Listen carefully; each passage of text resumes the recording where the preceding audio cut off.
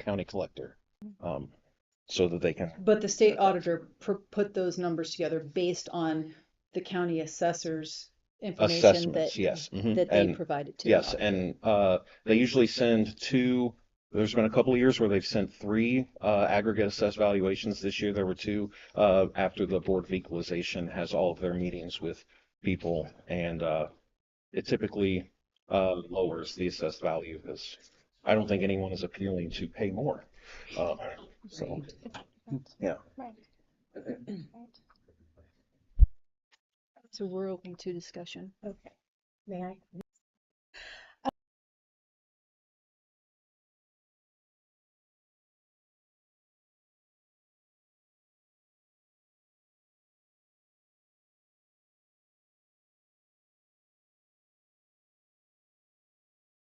Then, but this year was almost 25 cents. Mhm.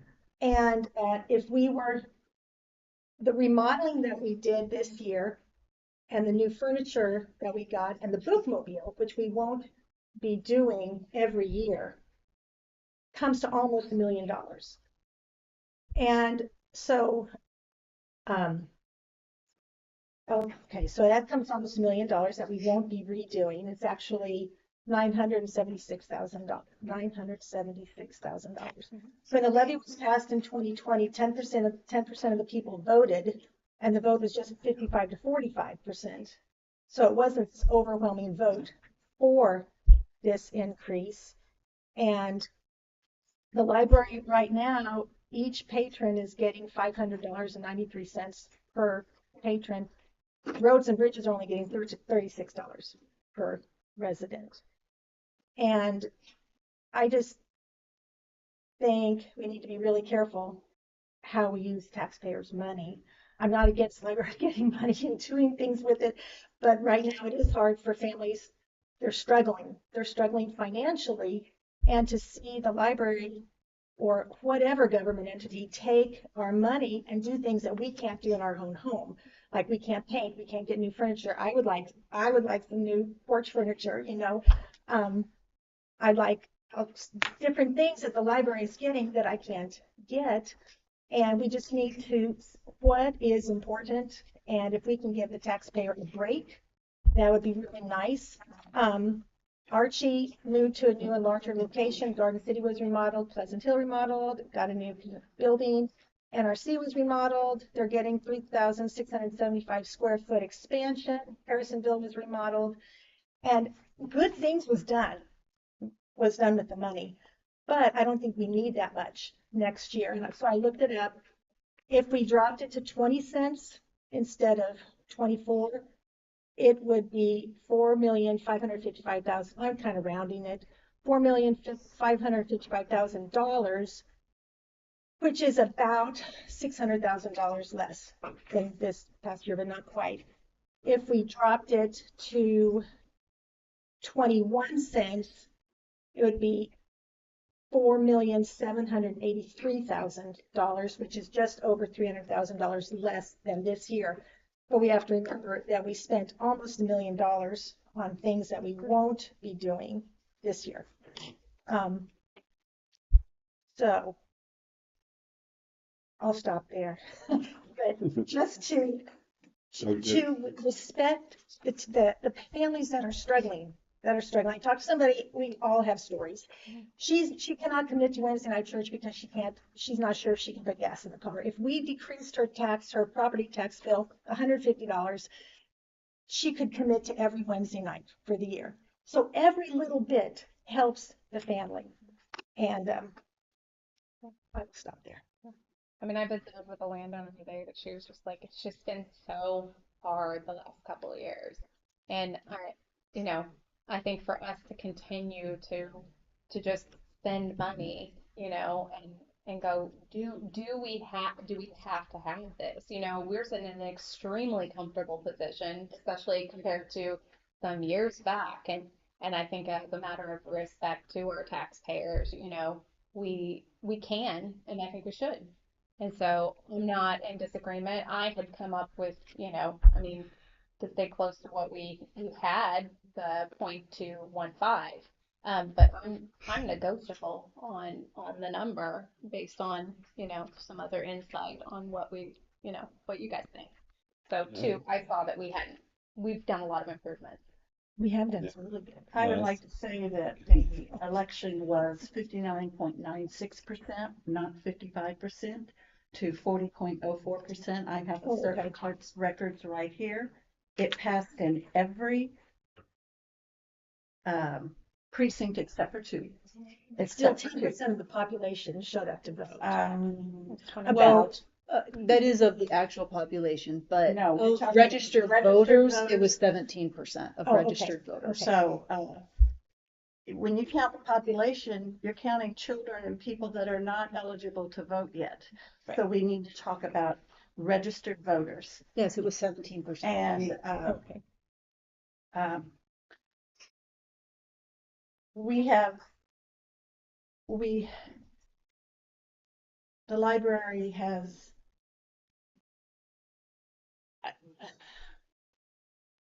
the library has made gains these last 2 or 3 years since the levy election, making up for all the employees we had to cut over the previous years, all of the books and technology we did not buy. We were working with computers that were old and band-aided together, and we were sending people out every day to go out there and try to connect them to the internet. We were working in southern, the rural areas of our county that did not have internet access, and our libraries are the ones that had internet access. People drove up and parked in the parking lots until 10 or 11 o'clock at night to use our Wi-Fi. And we have been a huge service to the citizens of Cass County. Every day, every time you check out a book, you get a little thing on the bottom of it that says, if you had bought these books, it would cost you this. If you had, and a book is not cheap, or if you'd rented this DVD. I know, yes, I look at my tax bill for the library, and if we cut it back, it's not going to save me $150 on the library line. We need to look at that library line of our taxpayers. Our taxpayers are paying for their schools, their roads, their fire districts, ambulance district, the Cass County workshop, everything like that. And I know, I don't want my taxes to go up either. But if another child can check out a book, then by golly, I want that child to check out that book. But does not decreasing taxes cause a child not to be able to check out a book? We might not have as many books. How will we use that? I don't Please, need your, please, I don't need yeah, your laughing. Please be respectful. We might not be able to replace books that have been damaged, replace books in the regular replacement schedule. If a book is worn out, we need to replace it. Things like that. I would advocate that we leave it where it is at this year because, this is not going to help every taxpayer I know, but the state of Missouri recently passed this law about how citizens over a certain age can have their tax bill held level. And so in the next year or two, and it has to be voted on by our county commissioners, and I don't know if it comes to a vote of the people or not, but there are tax things that are going to happen in the next 6 to 8 months that can impact our county, our levy, and our commissioners and such will be making it. And so we could see a further drop in our revenue because of that moratorium on taxes, which is fine with me. I'm a senior citizen. I'm all for it. But if that's going to be the case, but that's just my comments. Roger, you were one. Yes, I was here when we were broke. And we have people who are very well educated, very good people. And there were times we didn't give them a raise. There was one year we gave him the We gave them the Friday after Thanksgiving was their raise. We'll give you that day off because we couldn't give them a raise. We couldn't raise them anything. We were totally flat ass broke. Yeah, I mean, we were. We had nothing. And we got behind. We got behind on a lot of things out here. We got behind in, as we said, technology. We got behind in buildings. We got behind in just everything because we were not putting any money into anything out here. We just didn't have the money. Now, we had about 60% vote. 60% of the people who bothered to vote. And if you didn't bother to vote, you're out of it. You voted no because you didn't vote. And so 60% of the people voted. And I think when's the last time you saw a tax increase passed by 60%? Come on, people. The people out here like the library. They love the library. If they wouldn't have voted 60%, is this supposed to be a democratic republic or what? We let the people vote and they voted 60%. I've never seen a tax increase. I sat there and turned on the TV that night after I got home from the polls. I've also worked at the polls for, I don't know, 20 years or something. I turned on the TV and I said, that can't be right. That must be one precinct or something came in, but you just went through the night and it stayed up there at 60% across the board. The people voted on this. The people wanted this. People asked for this. The people don't want a third, fourth rate library in this county. Now, what are we going to do with the money? $1 million. We promised the people of Raymore. I don't know if anybody's here from Raymore. We didn't promise. Well, we made indications to them. We made strong indications to them that we would do something in Raymore. I don't know where you draw the line at a promise or we're planning on putting something up there. I don't know where you draw that line.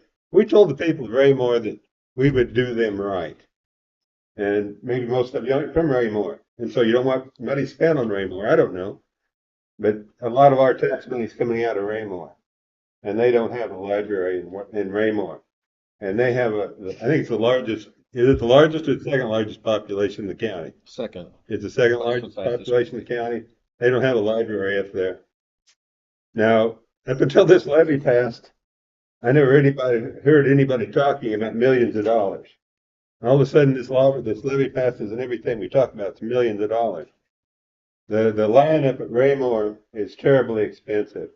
The construction costs at Raymore are terribly expensive. If we put something up at Raymore, we got two choices. One, we could save up money. We can save up the money and have it available. And in case something happens and we get an offer, like we did at Pleasant Hill or that we did at Archie, we're able to grab that offer and go with it. We wouldn't have 5 years ago been able to have Archie have the library they have now. We wouldn't have 5 years ago if the bank would have come to us and said, we'll make you a deal on this bank and this land right here. We would have had to turn them down. We did turn down people. We had some opportunities in Pleasant Hill that we turned them down because we didn't have the money. We had some great opportunities to put a great library in Pleasant Hill, and we just did not have the money. Now we're looking at Raymore. We're talking about millions of dollars. Now we have two choices. We can save up money.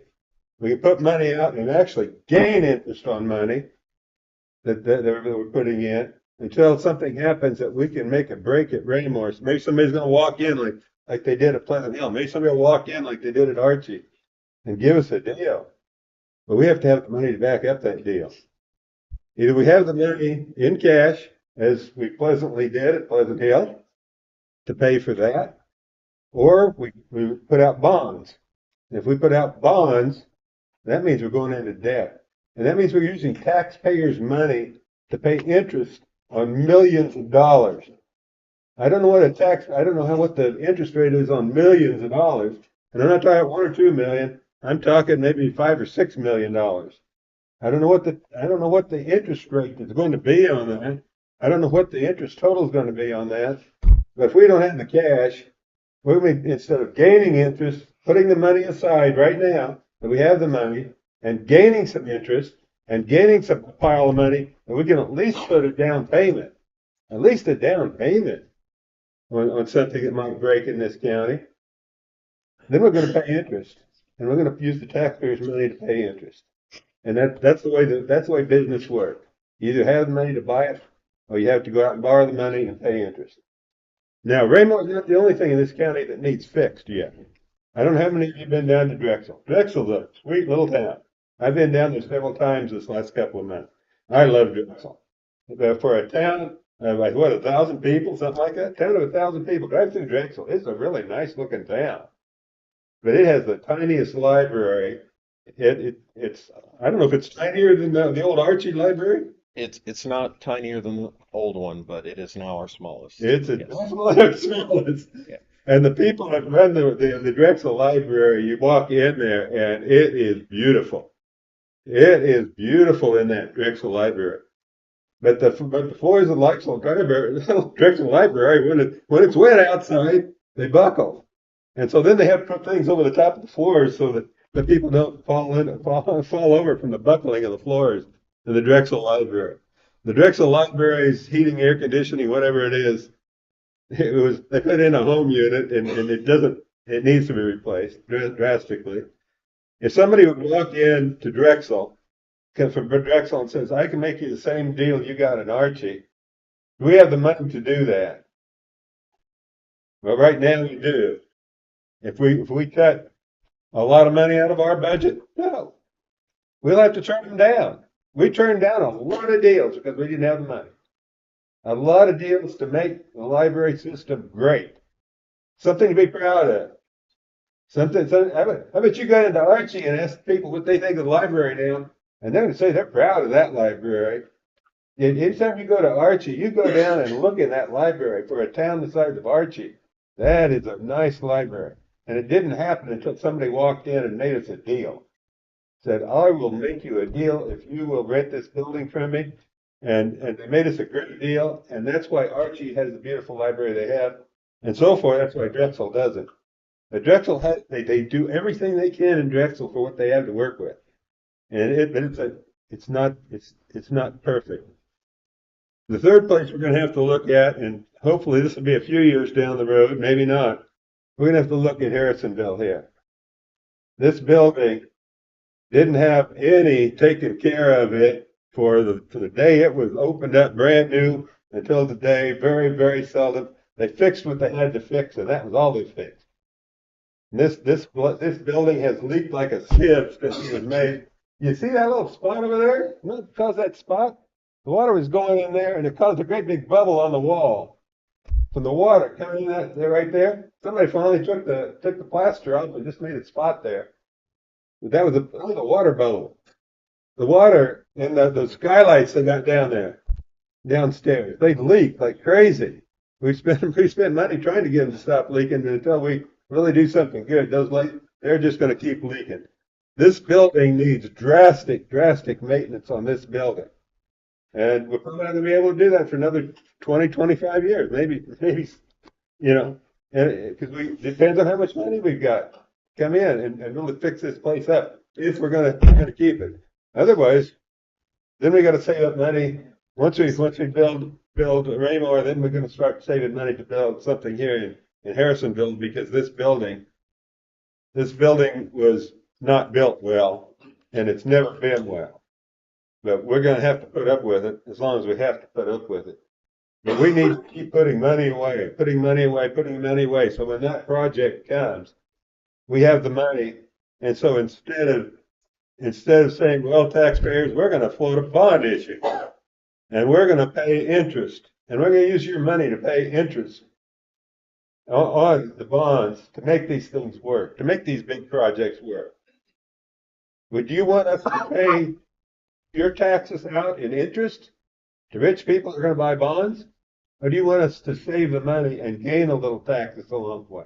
Gain a little interest along the way and have it available when somebody walks in and says, I want to make you a deal.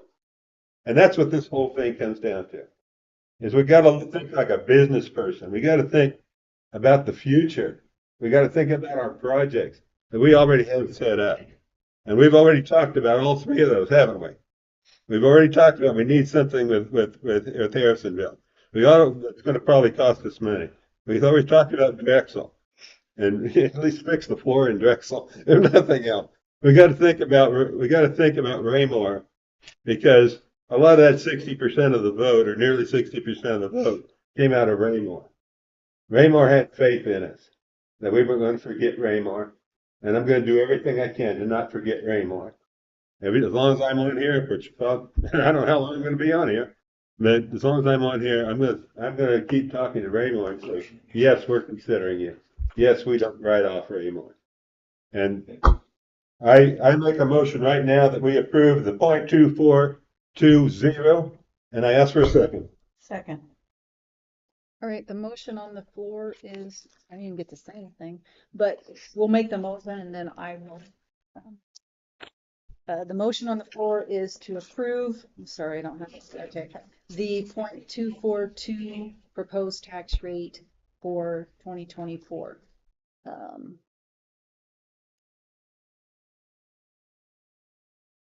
I need a roll call vote. Roger, Yes. Diana, No. Jessica, No. Tanya, no, Becky. Yes. Great, that did not pass. So we will open it back up for some more discussion. Roger, I understand where you're coming from. I also think in terms of future. Dan, I wanted to ask you a question. Mhm. I'm pretty sure I remember from our budget talk and everything last year with building and different things, we put a lot of money aside to do stuff in Drexel. Is that not correct? To get Drexel where we want Drexel to be in the budget for this year? We did, but that got repurposed for NRC, and we have not moved forward with Drexel. So Did we get a new air conditioner? we are waiting for it to be installed. Waiting for it Yes. to be installed. Okay. Mhm. I don't think that I knew that that was repurposed to NRC. Well, it was something that we could not work out with the landlord, and so What is, wait, tell me what you mean. What's something? that didn't work out? improvements to Drexel, adding like a patio space, just new carpet, just So a lot of the things that are going on at Drexel are landlord driven, are they not? Pretty much, yeah. yeah, I mean, Mhm. all the things that Roger mentioned are Mhm. landlord driven in Drexel. Yes. So the library can outright pay to do what needs to be done, or the library can look for a different location, or the library stays with what the library has. Yes. Those are the options. But it's not because the library doesn't have the money or hasn't tried to make those changes. Right. Hmm. Um, I don't disagree with you, Roger, on the idea of future things. I looked at our strategic plan. I mean, these are some very, I mean, these are things that the budget that we have now could very easily withhold.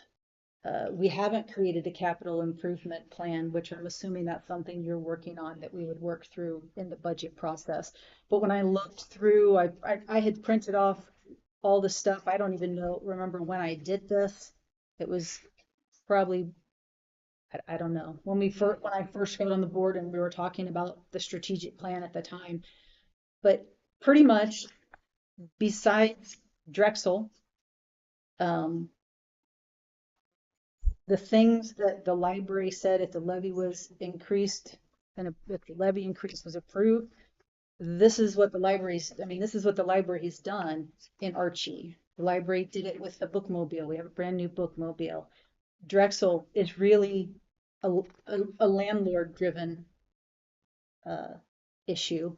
If somebody walked in with another option in Drexel, would need the cash to go through, just like in Archie. Archie walked in. Archie guy walked in and made us a deal. Right. And if But something would happen to Drexel, we need the cash to be able to do that. I think one of the fundamental differences of how maybe we think, maybe we don't think that differently, but I can't look at the taxpayer as an endless supply of revenue. Meaning, well, we need this, so let's get it from the taxpayer because we're making them our only source of revenue. I mean, before I even came on the board decided to remove fines for overdue books.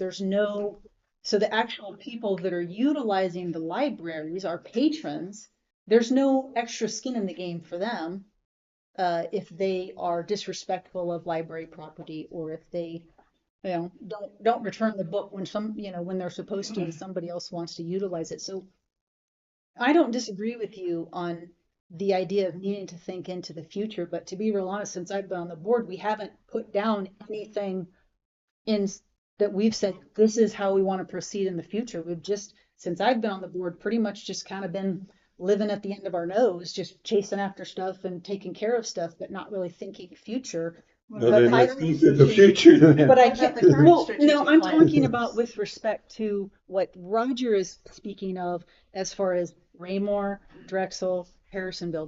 Those three things he's talking about, future things, whether it be buildings or locations or renovations, whatever you want to call it. That's what I'm talking about. That hasn't been put clearly on paper by the library. And so just fundamentally, I don't look at the taxpayer and say, and the supply of revenue.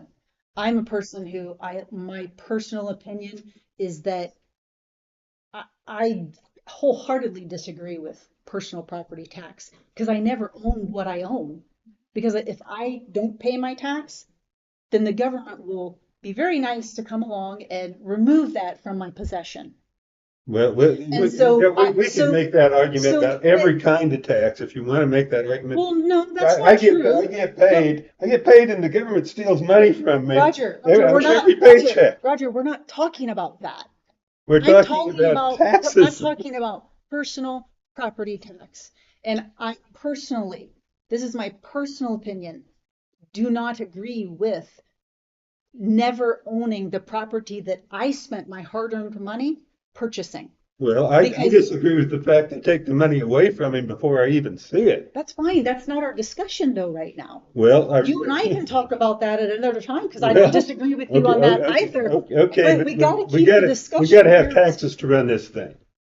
We can't say we're going to do away with all taxes and run the United States government. Well, there's We there's actually other ways to tax people than to use personal property as a tax. We're not gonna we don't have that. We're gonna solve that problem. We're not gonna go into that discussion. What I bring to the table today is I cannot, in good conscience, look at the taxpayer as an endless source of revenue. And so for me, I've looked and I've said, basically, when the library went through the process, the library got the levy that they wanted, and actually, I agree, needed. There were things that needed to be done, and the library has, They've done everything they said it's they pretty would. much done most everything that they've said they were going to do, or that they're able to do. Like I say, in Drexel, there's some issues there, but it's landlord-driven issues, and so. The issues here are not their own also. And the issues at So Harrisonville are not it's the not- library's issues. Right, we're not damaged and broken because of our financial situation here. So that's not a good argument. And But someday we're going to have to do something with it. Raymore got put to the side. We discussed doing NRC expansion, and we have to quit acting like NRC is so far from Raymore. Like you're like right there. They're neck and neck. It's not like Raymore's this far off town that has so far to travel. And we discussed that when we decided we were going to invest in NRC. And we can't act like, and I point blank asked Dan, like, hey, if we do this, are we gonna not think about Raymore for a while? And he said, well, we need to do this. Okay, so that's what we voted on, and that's what we're doing. So Raymore people have NRC, and it's great, and we've expanded it, and it's not that far. And so, I mean, Raymore has the Walmart. We have NRC. Trade back and forth. It's fine. So I mean, it's just some of the things that you have said. Like the problems here are not because of our finances. You know that. We all know that. Yeah. We know those things should be taken care of, and that's not ours. So we can't go into that discussion now. It would take too long. Yeah. But- I mean, the only real thing that, and I wasn't here, I don't know, like Becky said, there were no promises made to Raymore. With respect to having a location or a branch I don't know what a there. promise is, but There was indications, thank you very much. I'm Yeah. holding a levy fact Yep. sheet. Yep. A yes vote means modernizing technology to Done. best serve our patrons' needs. That is a constant thing to keep the technology running. Not just bandwidth, but the equipment in each branch. Increasing lifelong learning opportunities for children's family and patrons of all ages through more books and resources. That is a constant thing. Expanding library collections and digital resources to meet the needs of Cass County communities. Shorter wait times for popular items. I tried to get an item and put it on a wait list the other day, and it's 11 weeks for that one item. And finally, creating inviting spaces at each branch and expanding our presence in growing communities while increasing outreach. We have done something on all of these, but none of them are totally completed. I'm going to ask this. You three evidently have figured out what level you want. Go ahead and make the motion. We've taken up enough time of our citizens here. We still have another hour, an hour and a half meeting at least. Figure out how much interest you want the taxpayers to pay instead of paying for the things you're You've buying. evidently Diane, already got what was your planned. number? I'll tell you the numbers, then you guys decide, Yeah. okay? No, you make the motion. You've already decided it. Diana, No, nothing's been I decided. have not even decided. on Diana, the I numbers. came into this recognizing that when I started looking at it, to not have an increase, I don't think the library needs to increase by $400,000 like it was. So in order to just stay at the same rate that the library has been at in 2023, what I came up with, and it wasn't exact, but it was basically 0.224. I looked also at how is it possible? I mean, I've been thinking, how is it possible for the library to actually reduce the tax burden on the citizen? And I understand, like Becky said, the library is just one little part of that. But if we don't plant a seed, if you don't plant the apple seed, the apple tree never grows. And I think that there has to be at some point on some level, we have to recognize that government can't solve the problems of society better than the people in society can. Government doesn't actually have the answers. They're not the answer. At least not the government that we've created in this. We have a large bureaucratic thing going on. So I was going to propose that for 2024, the tax levy be set at 0.2194, which is approximately a 2% decrease over this year to provide a tax relief to the taxpayers, to the property owners. It's not a lot, but I feel like until we can come up with a different way to fund library things, it's a start, and it's a start in a different direction. It's a start in a different direction. So, what did I you said 0.2194. 2.1? Okay, so almost a 0.22. Yeah. Okay, this is very close, but a 2.15 is just $200,000, about $200,000 less. We're talking not much at all Yeah. difference. So I'm good with 21, 22. I'm good with that. It's one thing that anybody who gets money given to them has to be careful of is getting used to getting all that money. And then when you don't need as much, you just find ways, and we just have to be careful about that, about Finding ways to finding spend ways money to that we spend have. it, yeah. And I agree, we need to save money and stuff like that, but just be careful. I think that because we haven't created a capital improvement plan and we haven't really determined the down the road, 10-year down the road ideas of what we may want to do, I'm not looking to, slash prices, type of a thing at this point, but I think it's a starting point that we have to force ourselves to think future, and what are we willing to do? What do we want to do? What do the taxpayer, what do the people of the county want us to do? It is somewhat bothersome to me that we're utilizing revenue from all the taxpayers when about 10% of the entire population utilizes the Right. library. I don't have a problem with, I don't have a problem with people utilizing the library, but there may be other ways that we can create revenue that we haven't thought of because we're just looking at the taxpayer as, the cha-ching, provider. the provider of everything. Mhm. Yeah, you And want to say can something? I? Yeah, of Yeah. course.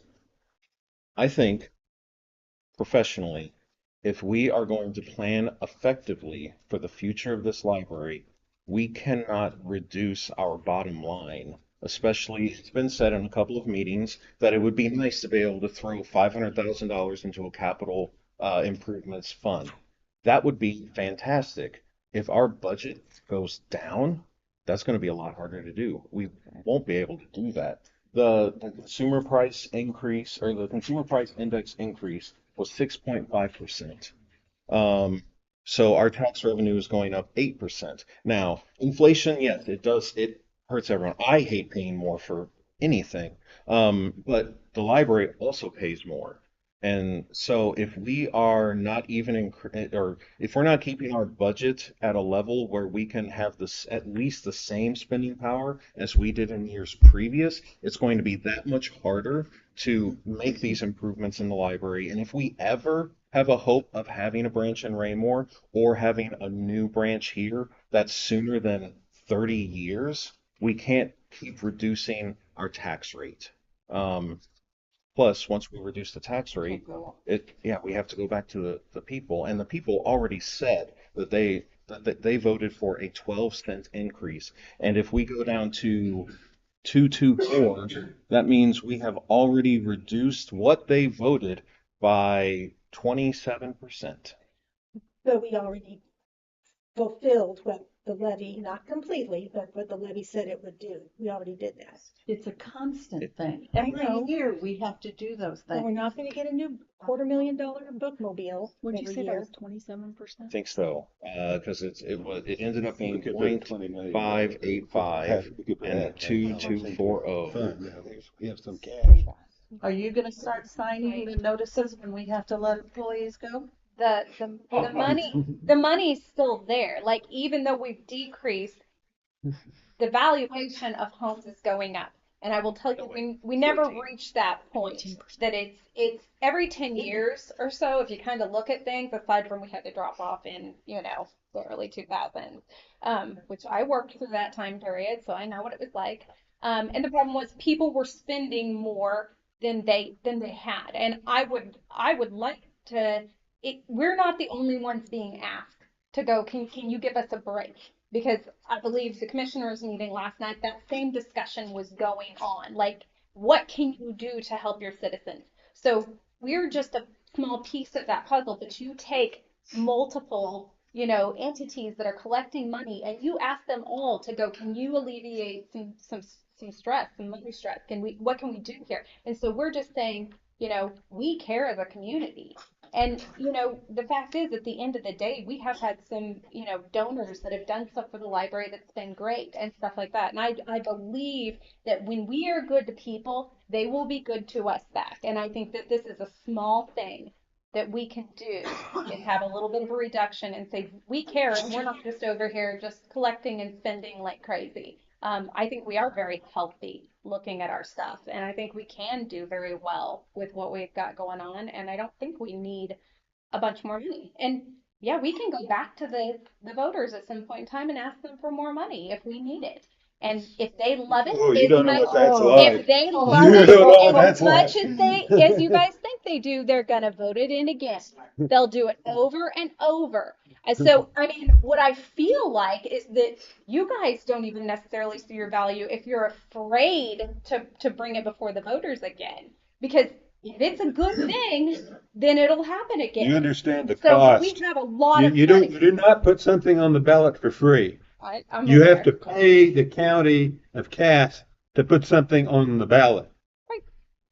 Right. That's just the first payment. You have to get your publicity out. That's another. We have to pay people to go around to all the Lions Club meetings and all the Optimist Club meetings and all the other meetings. We have to pay them. They're on the payroll to go out there and do that. We spent tens of thousands, maybe hundreds of thousands of dollars Most of it that was. we didn't have. We spent it right down to the bottom. The only thing that cost the library money was the fee from the circuit clerk to hold the election. We had to pay a percentage of that June election. It was supposed to be in April, and because of COVID, it was the June election. But we had a citizens committee that raised funds for the publicity. The only publicity the library could put out was Informational only. informational. Mhm. Our But we did sit down the after. library could not ask anybody to vote yes. Only the Right. citizens committee could vote yes. We had close to, was it 20 years between the last levy? None of us will be here in 20 years, and we can't, yes, a school district will come every 2 or 3 years based upon the number of kids in the buildings. And I live in a district that gets a levy election every 2 or 3 years, or a bond issue every 2 or 3 years. But there are those of us that worked our tails off to pass this levy and to get to every community in this county. And we were proud of what we did, and it was done for the good of our county to have a quality library system that makes our county better. And if we cut this levy, we can't, oh, well, we cut it 2 cents last month last year, but we voted for 25, so we can raise it up again. No, we cannot. And you're slapping the people that work so hard, and they're not all here at this table to pass that levy. That we can't ask people to pay taxes because people worked hard to get something passed. 60% of the voters And most of them approved were it. from Raymore. No, no, That, no, No, just a minute. no, you don't okay, understand. that doesn't matter. Yes, it does. It does matter if you're saying it is. Okay, well, Pleasant that's Hill, right. 61.22. Pleasant Hill Precinct, 59.31. Pleasant Hill Precinct, 69.4% of those voters that day voted for it. Pleasant Hill, 54. West Peculiar, 62. I don't know where the Union Precinct is. They only voted 36% for it, and the other one was West Belton, and they voted 42%. But every other one, I'm sorry, Pleasant Prairie, 38.79. But almost every other precinct that I look at here is over 50%. They're in the 59s, the 62s, the 63s. Should we have respect for the voters? We That's the have question. respect. Do we have respect for the voters? Let's go ahead. Make your motion. Okay, I want to make one point though. You said, well, Raymore and Belton are right next to each other, and that's what I've been arguing for years. But Raymore and Belton do not necessarily like to get along with each other. They need to. Now No. That's not it. It's Now the the- traffic. It's the The traffic. traffic over that bridge, I know that bridge is really something. Now we have been offered land at wherever the city building is or the city offices are. No, we No. haven't. Oh, Okay. What happened to that? there's nothing there. That went away, yeah. Yeah, Okay, We didn't act. okay, we didn't have, they gave it to somebody, okay. They weren't giving it away. Well, They they were certainly weren't giving it away. selling it to They us. certainly weren't. so, But the argument I've always made every time wasn't you build it close to the bridge. Every time I said, put it either east out by 291, where we can also pick up Lake Winnebago, or put it south where we can also pick up Peculiar.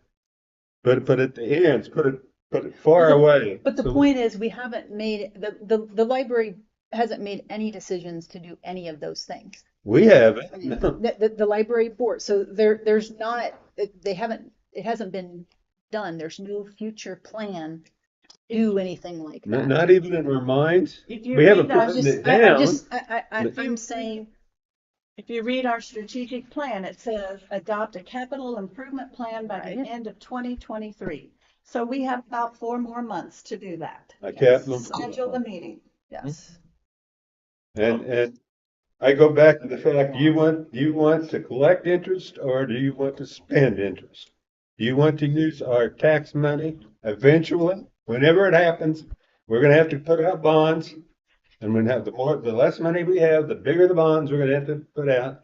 And we're gonna have to spend interest to do anything. I find it very interesting that we have no ability to comprehend or think outside of using the taxpayers' property as our form of revenue.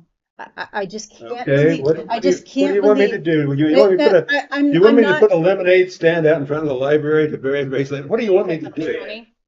What do you well, want me I to think do? the What do you, library what has, is your I ideas about think it? the library can come up with other ways to produce revenue that does not require a heavy burden upon the taxpayers. Give me three I'm not options. going to give you three of anything at this point because that's not the point of this conversation. It's to set the. You're saying we're Okay, not well, gonna need the there's a money thing because called we're a gonna- there's a thing called a consumption tax. There is also the library used to charge fines on different things. I have no idea how much revenue that created. I wasn't here at the time, but once the levy passed, the library decided not to do that anymore. So you got consumption tax. You can charge for delinquent fines, whatever you want to call it. And I can't think of a third one off the top of my head at this moment. I apologize, but there's just two that I can think of at this exact moment. But I'm pretty sure that the library also used to utilize donations. We still do. Great, but I don't think we actively seek out We could. donations. I believe that was something that the library decided to stop doing. Because when So- someone I gives you didn't know money, that. you don't have to look I mean, as hard. Right. so Let me address some things. First of all, the most we ever received for overdue fines in a single year was $11,000. And we still have fines if you never return something, if you return it damaged. We send patrons to collections when they don't return things. For any kind of additional tax for a political subdivision, particularly libraries, that has to go through the state legislature. They have to approve, like it happened in Poplar Bluff, they had to approve, that had to go through. I think it took 3 legislative sessions to get that through. to get what through? To an additional tax that's not property tax. They have a sales tax. But if we want to collect any other type of tax, we have to go through the state legislature. And I don't know if you're aware, but the state legislature is not very friendly to libraries right now. Then let's see, and then to address the donations. When we got the tax increase and we now have more money, our branches used to break their backs every summer, hitting up the same businesses that the schools hit up, that other organizations hit up every single summer. And so we wanted to stop that because what happened was that our donations were getting smaller. And so we provide that now in the activities line for every single branch so that it's essentially the same amount that they raise during the summer. And then we put more in there for the adult programming so that we would be able to provide quality programs for all of our patrons. And then back to the tax rate, I can see that the 24.2 will not happen.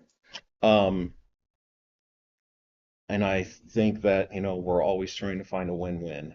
In my opinion, I think it should be the 24.2, but I know that's not going to happen. But I think that if it was at the 0.224, like you had said earlier, that will be essentially a $3,000 increase in our bottom line in our budget, because that'll come out to 5.1 instead of 5.099. I would like to see that higher because it is a lot harder to get the money back if we need something, and if the board does want to devote $500,000 to a capital savings account every year, that's not going to happen with a 0.224. I think it needs to be higher than that. So with that said, oh, and also employees, they are the most expensive thing we have, Right. as we all know. They're the best thing we have too. Amen. Their benefits, I mean, benefits don't decrease. Salaries don't decrease. That is going to continue to go up. And even with a 2% increase in the salaries, if we keep our budget the same, we're going to lose 2% of spending elsewhere. So we essentially won't have the same amount to purchase and improve the branches and the library as we should. So if we kept it the same, we could continue to spend that almost $1 million out of those three things that I said, the bookmobile, furniture, and remodeling, which I don't see us doing every year. I say we make a motion. Did you say 1.194? 0.2194. I can't remember that. And then the other one that was thrown out there was the 0.224, which would basically be a neutral. There wouldn't be no increase. It would just, there wouldn't be a decrease. So I don't know what the preference is. Obviously, the three of us obviously want to do something different than what's been proposed because we voted no. So $500 per patron is just a lot. Okay, so I would like to see it decreased. How can it not be? We don't have to we don't have to go into that. My line on the collector's statement is not $500 for the Cass County Library. Because last year it was $125. He's talking about per actually user Per user. when you break it When you down. break it down, it's $500.93. So everybody else is supplementing the actual library users. So So that's what her number is. So if we did just a simple 22, That's what I was. simple 22, it would keep it the same. It would reduce it by Virtually. almost $80,000. Reduce what? the Our revenue, budget. total Our revenues. Revenues. By 80,000? Yeah. Mm-hmm. And your 0.224 kept it pretty much the same. Mm-hmm.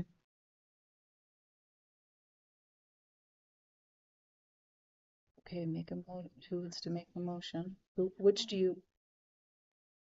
Well, my original number was 0.215, so Well, if y'all aren't gonna make a motion, I make a motion that we set the levy at 0.2240. Don't have a second. Okay, go for it. That move we set at 2400.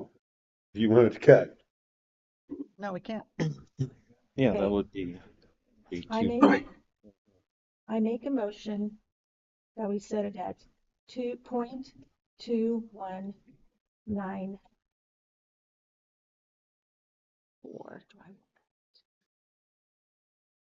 I make a motion to be set up to 0.215.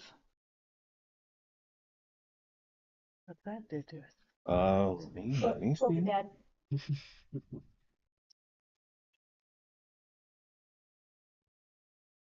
My figure comes to $4,897,258.82. A reduction of $203,000. Yeah. Um, So that's what I make. I make a motion, it's 0.215. I second Diana's motion. a reduction of 4%. So not counting the salaries, we will still lose, and it will still lose an additional couple of percentages on operating expenses and capital. We'll have to budget different. There's been a motion and a second for 0.215. Any further discussion before we take a vote?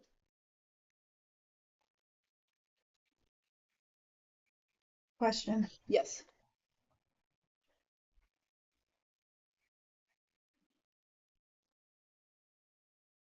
I called for the question.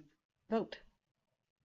Oh, That's what I I meant. thought. Okay. I thought Oh, you were sorry, yeah, saying I no, want to normal. ask a No, we question. went- I call for the question. Yes. Okay.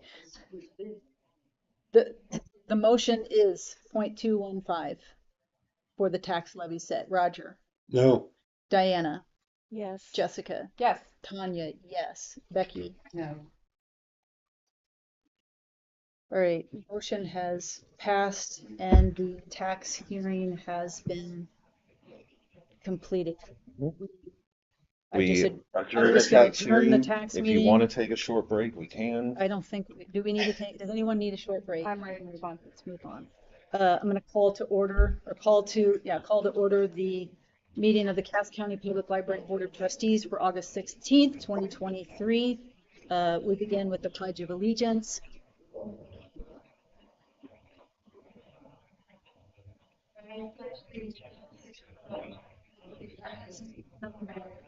And to the republic for which it stands, one nation, under God, indivisible, with liberty and justice for all.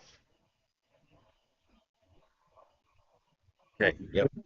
Yep. We have the, oh, thank you. We have the agenda that was revised but sent out to everybody. I'll take a motion to approve the agenda that is presented. I make a motion that we approve the revised agenda that was just presented yesterday. I need a second. I second. All right. All those in favor of approval of the agenda say aye. Aye. All those opposed? No. Let's do a roll call vote just to verify. Approval of the agenda is the motion. Roger, No. Diana, Jessica, Yes. Tanya, yes. Becky. Yes. Okay.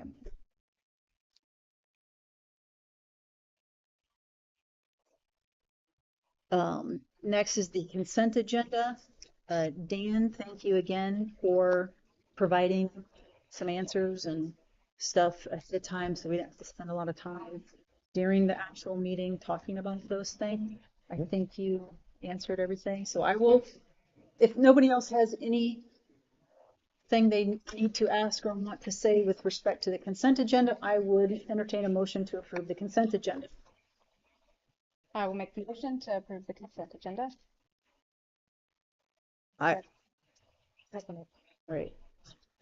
All those in favor of approving the consent agenda say aye. Aye. All those opposed say no. Okay. Public comments. We have 3 this afternoon or evening. First up is Miss Connie Closer. Connie, please come. Good afternoon, and thank you. My name is Connie Quayle.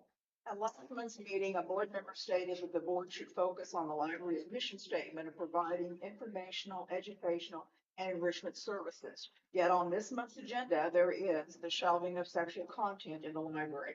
Some board members have gone from apparently wanting to relocate one book to what could be all materials. Will this shelving include classics such as To Kill a Mockingbird, in which there is a rape? Shakespeare's plays in which a 13-year-old Juliet invites Romeo into her room with a bed. The Grapes of Wrath in which Rose of Sharon nurses a starving adult male. The Bible in which in Genesis 19 verses 30 to 38, the seduction of Lot by his 2 daughters and their subsequent pregnancies are chronicled, as well as the erotic imagery in the Song of Solomon. It would appear that those who want to limit what we may read so very little themselves, they were unable to consider all the ramifications of this policy. I have attended many meetings in which some board members have adamantly wanted parents to decide what materials their child or children can access. It appears these same members now want to decide what materials both our children and our adult selves may access. Was the board's attorney contacted regarding this proposal prior to it coming onto the agenda? This proposed action would appear to not only be at odds with the library's mission statement, but also with the values that include patrons' needs come first, respect for people, and access to information. The concern and dismay should not be directed solely at just some members, but also directed at the presiding commissioner, the Southern Commissioner, and the Northern Commissioner, who appear to have used their appointment power to impose their beliefs on Cass County residents. And as a voter who participated in the citizens group on Proposition L and was part of that 60% majority, I want to thank you for presenting your disrespect for my efforts and my vote as respect. Thank you so much.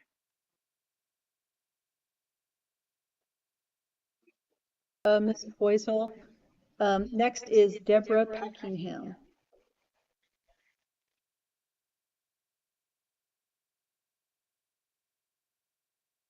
Last month, Dallas inspired me to speak, so I'm here to talk about moving books with sexual content out of children's and juvenile section, to their own section. I am speaking as a mother, an aunt, and an adult who sees the importance of protecting the innocent, because once innocence is lost, it is lost forever. As parents and adults, we've been given the special job of protecting the little ones from things that go against what is good and true. Instead, we are to teach them whatever is true, honorable, just, pure, lovely, commendable, and anything of excellence and worthy of praise. These sexually explicit books are anything but that. Instead, they teach confusion, sow chaos, and promote lies as they redefine words like love, gender, marriage, and a pedophile as a minor attractive person. No, you cannot change your gender no matter what you proclaim or how much surgery you have. Men cannot become pregnant. You cannot become an animal. Homosexuality is not normal. Pedophilia is not harmless. There are only two genders, and the gender you are born with is the gender you die with. To affirm any of these ideas is to encourage a mental disorder. This is not love, and I would go as far as to call it hate. These children need our help, not our affirmation. Many of these children age out these fantasies by age 18. But if they have been so firm down this road of lies that they have been mutilated by irreversible surgeries or chemically castrated, the hopelessness they often find themselves in is so immensely deep that I don't think we can even fathom it. This is a tragedy. This hopelessness is because they've been abandoned by the very ones who are supposed to protect them. And those failed protectors have encouraged and guided them down this destructive road towards the monster of lies and chaos and everything that is false and wrong. These books with sexual content, the American Library Association and the LGBTQIA+ crowd are pushing these lies, and it's time for us, the real protectors, to stand up and say, no, enough is enough. Stop grooming the children. There is no neutral ground on this issue. Neutral ground is what has kept these books where they are. It is because of people who live on the so-called fence of neutrality and have refused to get involved and take the stand for what they know is right that this country is in the dire state that it's in. The days of passive parenting are over. The worldwide movement to steal children is very well funded and orchestrated. Parents must intentionally be involved in every aspect of their child's life. Every TV show, movie, school and library book, music, etc.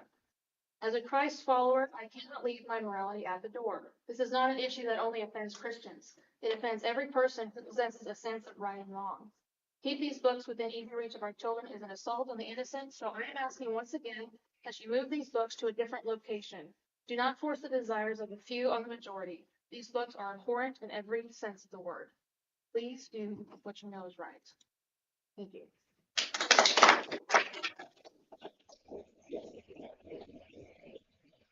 Thank you, Ms. Packingham. Now, Zach Packingham.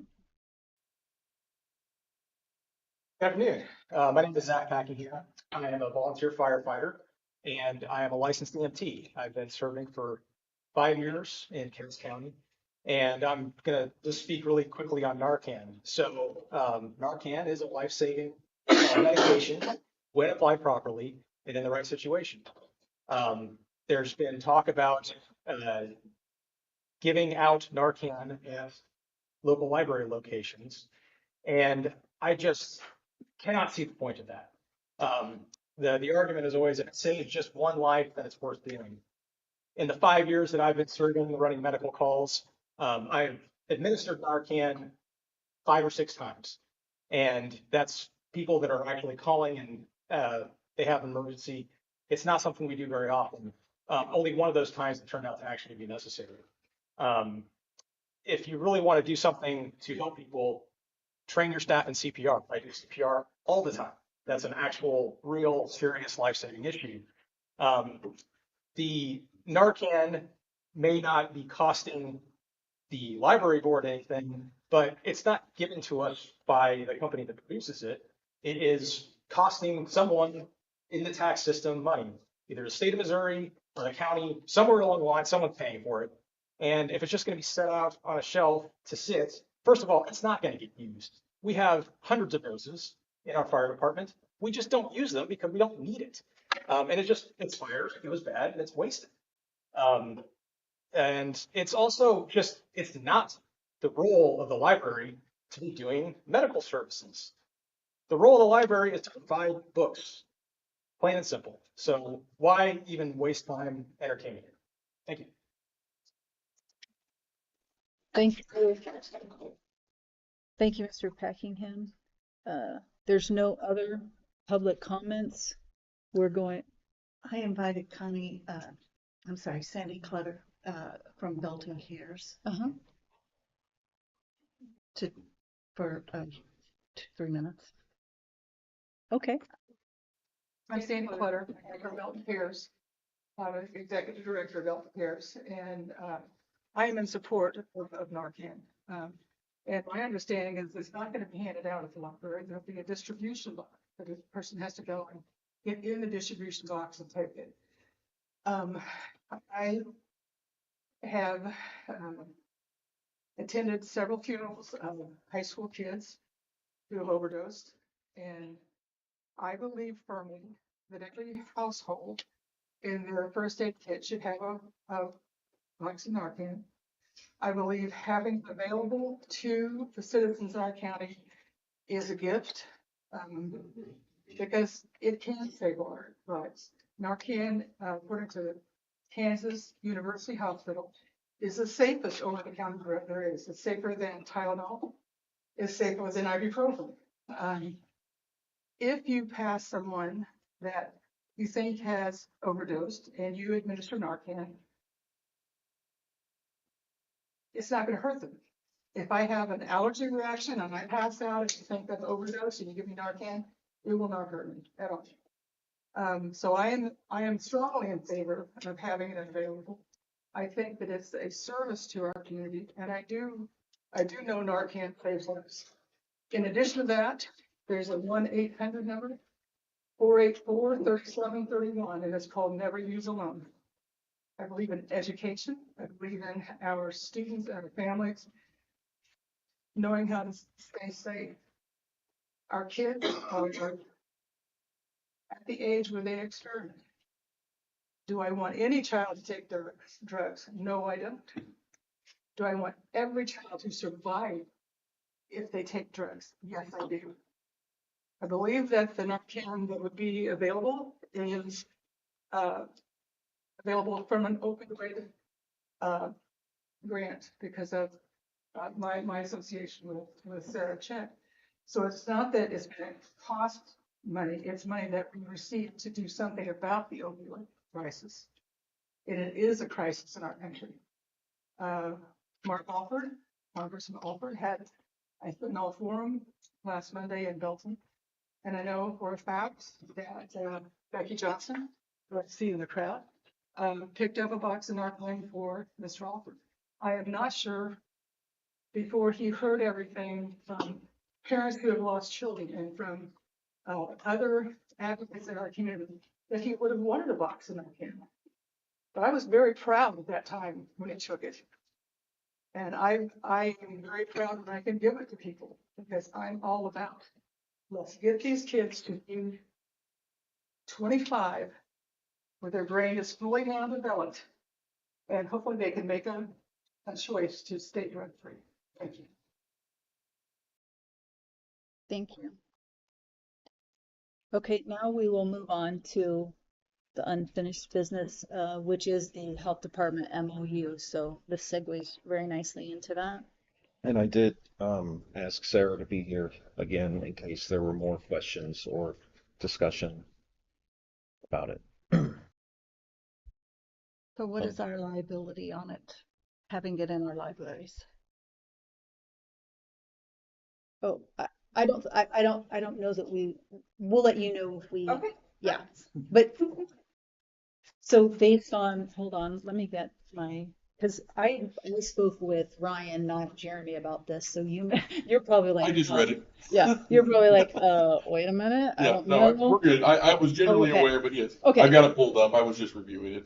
Okay. I mean, the short answer is there's currently a statute that grants immunity to anyone who administers Narcan, who is acting, I want to read it, acting in good faith and with reasonable care. So there isn't, and that is immunity from both civil and criminal liability. So from a liability standpoint, currently that isn't there as long as you are acting in good faith and with reasonable care. There was one thing that Ryan put, where is that? He put in there that it is kind of a, The questions we should ask ourselves. well, even just with that, I'm getting frustrated I remember reading that. from the email from Ryan. He was saying these are hard terms to define. Sure. So he said he would counsel caution for any library staff who may administer Narcan and suggest that as a policy, the library staff not administer it unless it was absolutely necessary, because the wording of it is somewhat Well, in ambiguous. good faith and with reasonable care is obviously that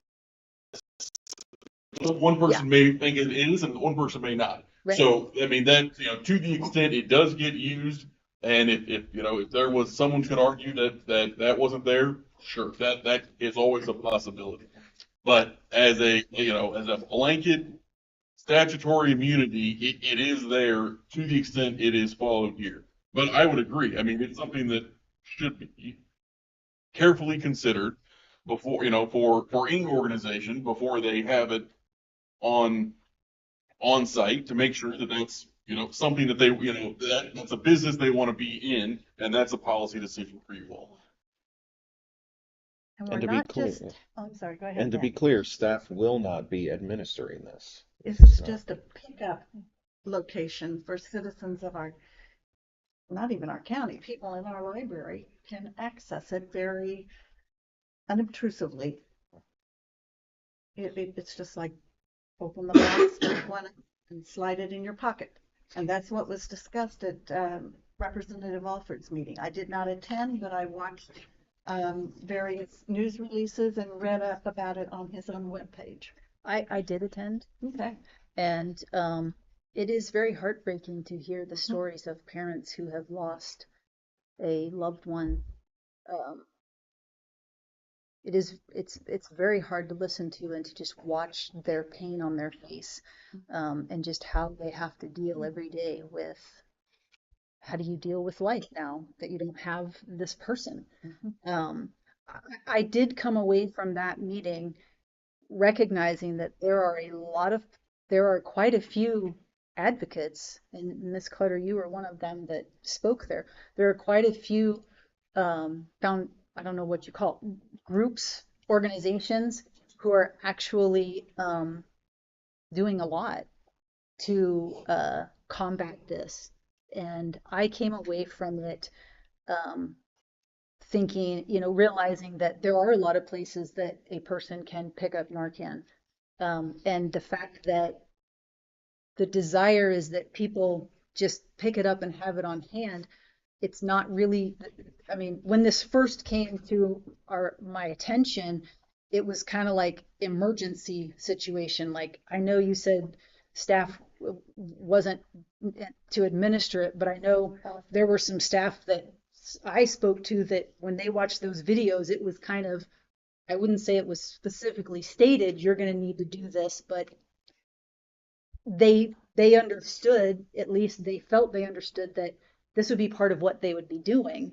And so that's where questions started coming into me. And now things changed as the months have gone on, and it's just a place for people, we want people to be able to access it.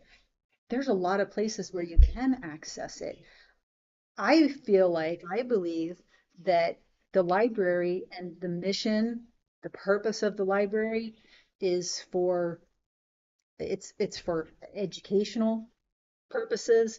It's for people to come and discover ideas about things that maybe they didn't know about or they want to know more about. They can further their education, they can gain more knowledge. I would like to, after having been at that forum, I would like to see that the library, if the health department is able to, I would like to work with the health department to provide educational opportunities at the library, at the branches, to educate the public on the opioid dangers and to, include in that, what help is out there and where can they go to get it. That to me is participating, and it's making a difference, and it's helping, but it's staying within the true nature of what why the library exists. We are That's my offering thinking. those. We have them on the schedule this fall. That's great. So we don't even have to make a motion to do that. I mean, that's offering a library event. I don't think that's a thing that the Board of Trustees would be concerned about, but yeah. But yeah, That's fine. it's already in the works. Great. And the whole thing, it has not changed. There was never a point where Sarah and I were like, yeah, our staff need to administer Narcan. The training videos I were, watched them all. I know, and yes, I And mean, it you go basic, through those trainings yeah, and you're like, okay, I got to be prepared right. to do this. But we made it clear in the initial training, just in case this would have happened, that they would not be administering it. I don't think you made it clear. I don't think so. You didn't make it clear because I've gone around to the libraries and talked to Yeah, people. Right. They weren't clear on that. Well, I even remember I don't know, I don't think I brought it with me, but I remember even one of the managers talking about watching those Narcan videos, and they were ready to help and ready to take action. I can't remember which one it was. I mean, definitely the implication of the staff that I've spoken with, and now Roger's talking about, believed that that was going to be one of the responsibilities of the staff. And we do not want that. But I think that it seems like that narrative of it kind of changed along the way, rather than that was what it was from the get-go. When Sarah came, she clarified it, and we were all kind of like, oh, okay, Yeah. that was different. Yeah, we're not talking about responding to It was emergencies. just passing We're it out. talking about having ways for people to gain access to the Narcan. But sometimes those emergencies do occur in the library, but we're not requiring our employees to do it. Right. There's one branch in particular, okay, it's the Northern Resource Center. You sit outside of it, there's many times homeless people. They have drug users in there at times, Right. using the computers, trying to find a job, whatever. But they have that in their first aid kit. Yep. That if it is necessary, but we're just talking about the small distribution box in the back by the new bathrooms where a young lady or a young person, there are teenagers that carry it with them because they know on Friday nights some of their friends where they're at might be using those drugs Right. or might be picking up a pill and they don't know what's in it. And there are teenagers that are now carrying it in their pocket, and they're good teenagers. They're not drug users. They just care about their fellow man. But I think the point Tanya was making is that it's available other places and it's not in the mission of the library. And one of my concerns is partnering with the health department. Because once you start doing that, where does it stop? The mission is to provide informational, educational, enrichment services, and resources And to Narcan the community. medicine is not a resource. Why not have Tylenol available and such? This is not really medicine, it's an antidote. No, But it's still a from the health medication. department. It is, I mean, it is a medication. And there's something that hit me, I heard the words, the never use alone, thing, and that stay safe, and this thought process that all kids are gonna, or a chunk of kids are gonna experiment. Well, what about the thought process that, we have it sitting out here in Harrisonville, and that just, some junior high kids are like, hey, now I have this false sense of security. I've picked this up. I feel like I'm okay. And I have been at fundraisers and seen videos of police officers that have accidentally come in contact with fentanyl, and they had to use like 3 of them in order to save one of these police officers' lives, And so I'm sorry, But if I found out that my son picked up something, and then thought that he was going to be safe because he was carrying it around, you know, I don't want to create that false sense of security in them either. So I would like to hear us talk about the community rehabs versus let's make it safe for you to do drugs and all these things. It just this is not our role as library. My vote's not changing. There's no way I will ever say yes to this.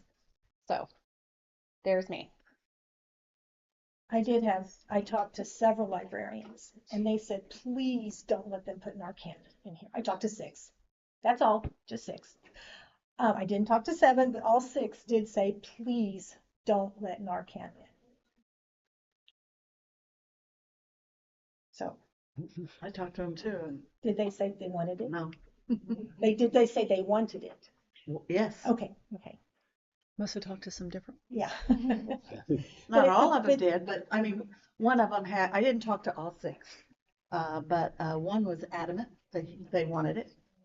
And another one was, I don't really have any space to put it. That, I ran into that. Yes. Where we're gonna put it. And I said, well, we'll figure that out. There's places to put it. It's not gonna be, Well, again, I mean, we can, we'll entertain whatever motion somebody wants to put on the table. My thought is, I don't think that, Narcan being able to be distributed or on hand for people to pick up at the library fits the library's purpose. I like the library offering educational opportunities for people to come and learn. What can they do? How can they get involved? I think one of the things that really saddened me the most after coming at the end of that forum last week was I listened, I took notes, and one of the last things I wrote down was who's addressing the why. We're really we're so focused on it, and we're trained as society to be so focused on what's going on, where's it going on, when's it going on, how's it going on, that we never take the time. We don't think to take the time anymore to ask the question of why. Why is this happening? Why is this taking place? And that was probably what even though it wasn't discussed, I came away from that thinking, why is this taking place? And that's me personally, not from the library standpoint, but because we are dealing with this at the library, I wanted to be at that and really hear other people's ideas and thoughts. And I was very encouraged when I came away because there are a lot of people doing stuff. There's a lot of opportunities and places where people can go to get what they need. I think what we need to do is help get that information out there to people, get those opportunities out there. That's how I think the library can help. So I would not be for entering the MOU with the health department. That's me. I mean, we've been thinking and talking about this for several months. It's not like I'm just going, nope, don't care. Right. It's not that at all. well, I think it's fairly obvious what's gonna happen here, but I've got to put in my 2 cents worth. I heard some people say something about children or something, maybe getting into these boxes. I walked down to Walmart, looked around in the baby section, and they have these little things that look like almost like a seat belt, like a cheap seat belt. You put a sticker on one side, a sticker on the other, and for a kid to get into it, a small child, they have to be able to push the button and pull at the same time. And so we can make the box secure, at least for the youngest children. These came in packages of 2. It cost me $11 with the tax included. And if we would put these on these boxes to make it secure for the youngest children, I'll write you a check tonight for whatever we need of these things. I'll give you these 2 because I have no use for them at home. My children are in their 30s. But the placement was a big thing when I went out and talked to people. I heard about Drexel. They have women's supplies in the restroom. I guess that's not very educational, but they have them in there. And they told me that preteen and teenagers, both boys and girls, go in there and take the women's supplies and just throw them everywhere. And so they were worried about preteen and teenagers getting into these boxes. And so we'd have to be very careful where we load. That was the biggest thing they had. And they want to know where, we could locate these boxes. And Drexel isn't very big. You've got to look. I mean, they have everything is crowded there. And so we would have to look very carefully at where we put these and so forth. The number one advantage of the library is the fact that you could really have some privacy in the library.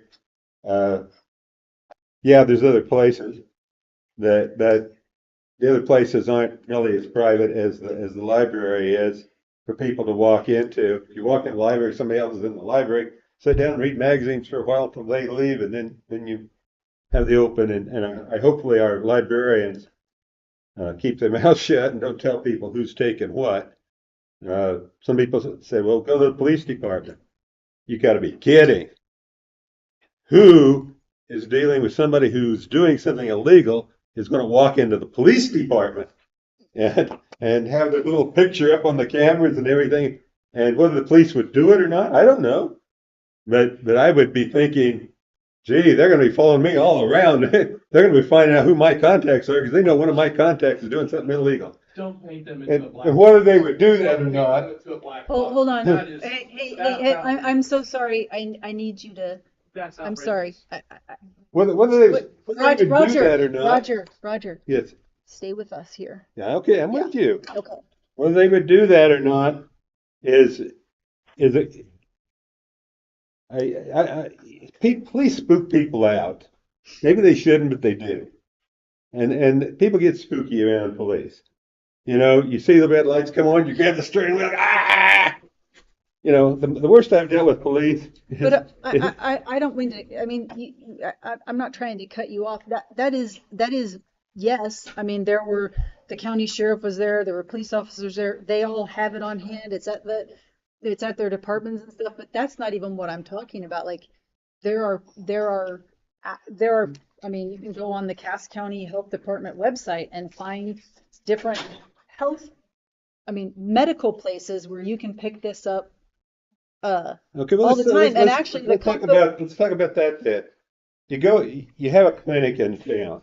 Have you ever walked into a clinic that there's nobody sitting in the waiting room in the clinic? Well, one of the things that they talked about at this forum is we really have to work to get rid of the stigma of this as well. And I think that you're talking about something that I think people recognize, that this as a crisis is not, we're not really going, oh, I mean, should I go in here because somebody might see me? I mean, when you're talking about a crisis situation, the fact you is, go where things are that you need. The fact is there is a stigma. That is a fact. There is a stigma out there. And one of the things that librarians But my told, point is, you're not letting me go here. One of the things the librarians told me was, we don't want those people in our library. Librarians told me that. And I said, who's those people? Well, those types of people, we don't really want to make this accessible in the library. That we don't want to invite them into the library. There is that stigma out there. And it's among our librarians right now, that a certain type of people. But my point to addressing what you were saying was, you're not walking into the doctor's office and you're thinking, when you walk into a doctor's office or you walk into a medical clinic, somebody's not feeling good, somebody's not doing good. You're not scrutinizing the people that are coming in there. That is an appropriate place for this to be housed, because nobody is going to be thinking, why would I'm coming here because I need help with something medical. But the box is out in the waiting room, or what? Or do I you have to don't pay know. You them have for an to, appointment to go back and get to the box? no, they're just there and available. It's just like And it they're would, they're in the it, waiting it's, room where there's it's always somebody just, waiting. but there's always somebody in the library too. No, there isn't. Okay, No, there's times when there okay, isn't. At least not all in the right, at least not in the southern branches. okay, At least not in the southern branches. all right. Now, I'm obviously going to lose this vote. I understand that, but at the same time, I don't understand how anybody who claims to be a Christian can vote against this. I really don't understand that. Please stop, And please. now stop and think. There's only two laws in Christianity. There's 613 in the Old Testament. There's only two laws in Christianity. You love God, you love your neighbor. And it says, in those two are all of the laws and all of the prophets. Loving God, loving your neighbor are all of the prophets and all of the laws. And so the people said, well, who's my neighbor? Which they should have known because the priests at that time lived in a walled, gated community. And they knew who else was in the walled, gated community. We know that by archaeology. That's how they lived. But they said, who's my neighbor? And we come up with the Good Samaritan. And the man who picked up somebody who was dying along the side of the road.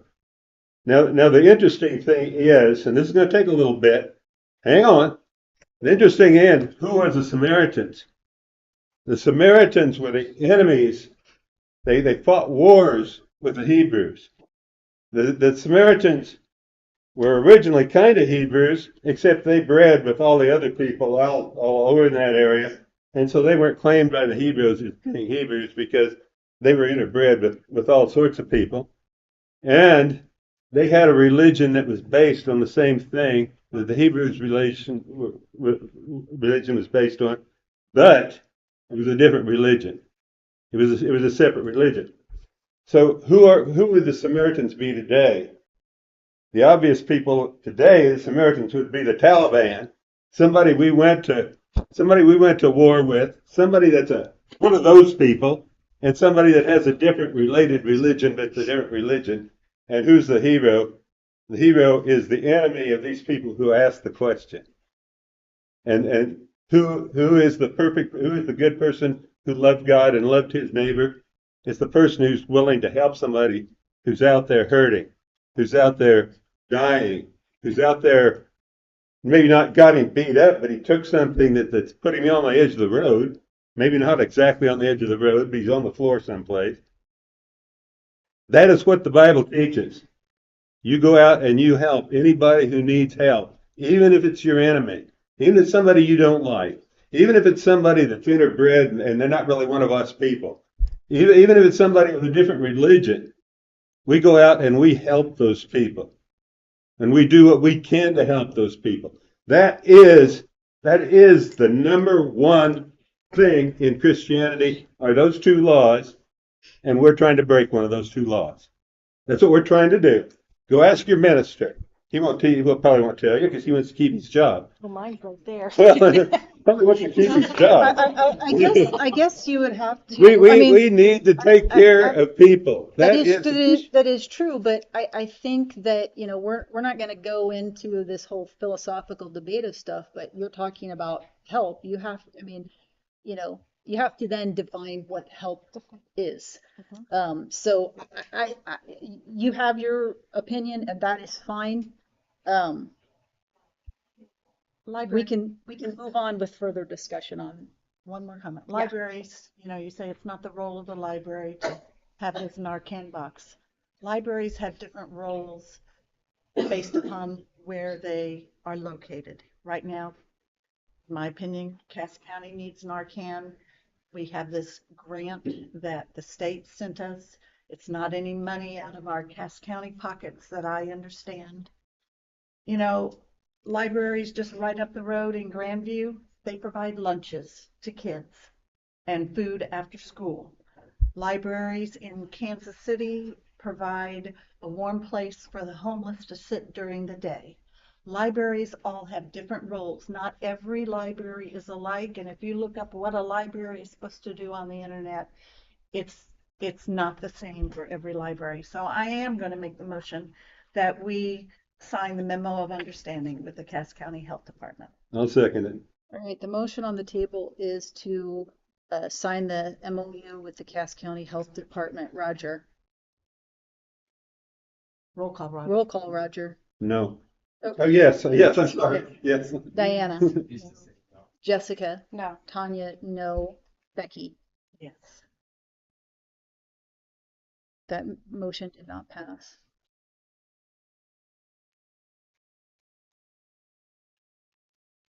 Is there any further discussion on this matter? Not unless you think we need to I vote move not that to we do go it. on to the next business. I like that. Hmm. Next order of business. Trying to keep all of my papers together. New business, shelving of sexual content in the library. Pick one of those and pass them down. Two. Okay. This is what you emailed Oh, us. you're making that one too. Yeah, this is basically a copy of the email I sent to you guys. So after 10 months of consideration and listening to, a lot of different opinions, this is my proposal that I think should become policy within our library, and this is how it goes. So all books with sexually related content will be relocated outside the children and juvenile section of the CCPL.